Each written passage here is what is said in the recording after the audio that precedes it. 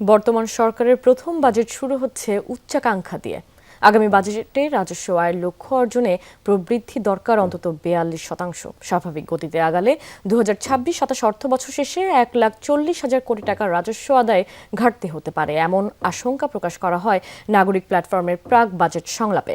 সকালে জাতীয় বাজেট, রাজনৈতিক প্রতিশ্রুতি ও নাগরিক প্রত্যাশা বিষয়ক আলোচনায় আরও বলা হয়, ঘাটতি মেটাতে বিদেশি ঋণের উপর নির্ভরশীলতা বাড়ছে, মূল্যস্ফীতি কমার লক্ষ্য নেই। এমন প্রেক্ষাপটে বাজেটে খাতওয়ারি বরাদ্দ বাড়ানোর চেয়ে বর্তমান বরাদ্দের সুষ্ঠু ব্যবহার নিশ্চিতের তাগিদ দেন বক্তারা।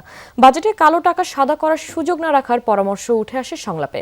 অর্থনীতিবিদ ডক্টর দেবপ্রিয় ভট্টাচার্য বলেন, অর্থনীতির স্থিতিশীলতা, মূল্যস্ফীতি কমানো, কর্মসংস্থান সৃষ্টি সহ গুরুত্বপূর্ণ বিষয়গুলো বাজেটে আসছে না। সমাজ কল্যাণ মন্ত্রী জানান, এবারের বাজেটে সবচেয়ে বেশি গুরুত্ব পাচ্ছে পিছিয়ে পড়া মানুষ।